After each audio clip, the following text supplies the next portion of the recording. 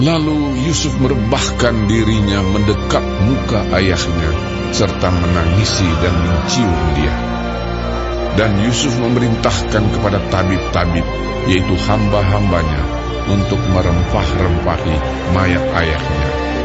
Maka tabib-tabib itu merempah-rempahi mayat Israel. Hal itu memerlukan 40 hari lamanya, sebab demikianlah lamanya waktu yang diperlukan untuk merempah-rempahi, dan orang Mesir menangisi dia 70 hari lamanya.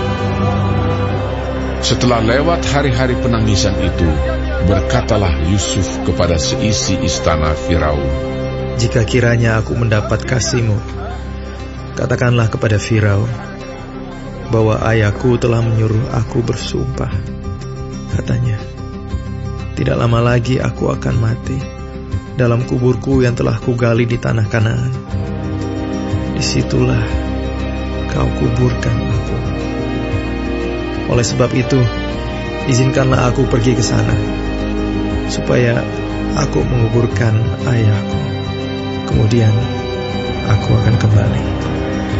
Lalu berkatalah Firaun, "Pergilah ke sana, dan kuburkanlah ayahmu itu, seperti yang telah disuruhnya engkau bersumpah."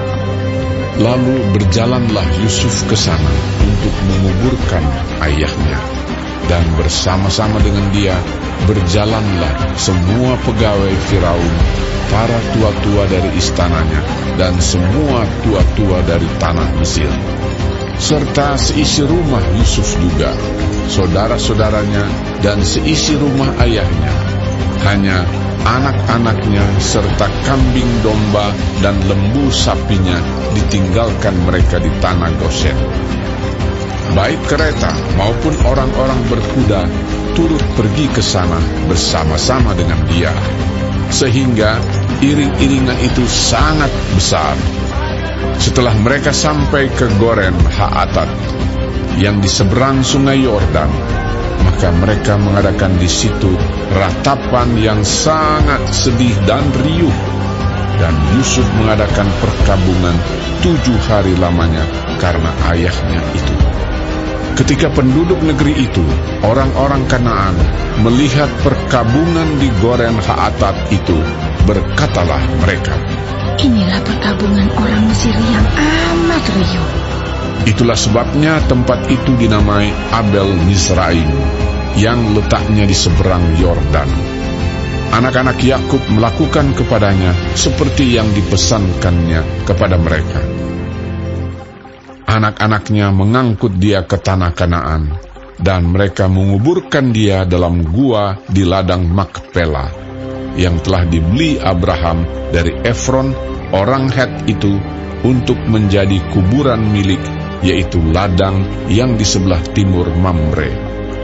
Setelah ayahnya dikuburkan, pulanglah Yusuf ke Mesir. Dia dan saudara-saudaranya, dan semua orang yang turut pergi ke sana bersama-sama dengan dia untuk menguburkan ayahnya itu. Ketika saudara-saudara Yusuf melihat bahwa ayah mereka telah mati, berkatalah mereka, Boleh jadi Yusuf akan mendendam kita dan membalaskan sepenuhnya kepada kita segala kejahatan yang telah kita lakukan kepadanya. Sebab itu mereka menyuruh menyampaikan pesan ini kepada Yusuf. Yusuf, sebelum ayahmu mati, ia telah berpesan, beginilah harus kamu katakan kepada Yusuf, ampunilah kiranya kesalahan saudara-saudaramu dan dosa mereka, sebab mereka telah berbuat jahat kepadamu. Maka sekarang ampunilah kiranya kesalahan yang dibuat hamba-hamba Allah ayahmu. Lalu menangislah Yusuf ketika orang berkata demikian kepadanya.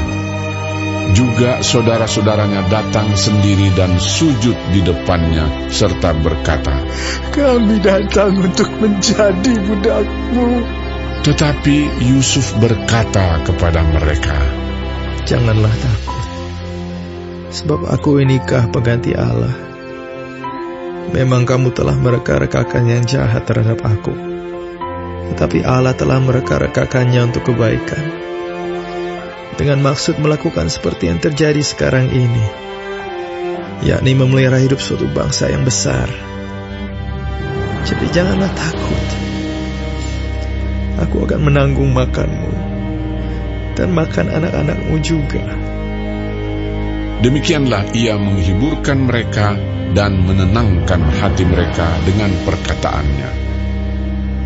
Adapun Yusuf, ia tetap tinggal di Mesir beserta kaum keluarganya, dan Yusuf hidup 110 tahun. Jadi Yusuf sempat melihat anak cucu Efraim sampai keturunan yang ketiga, juga anak-anak Makhir, anak Manasye, lahir di pangkuan Yusuf.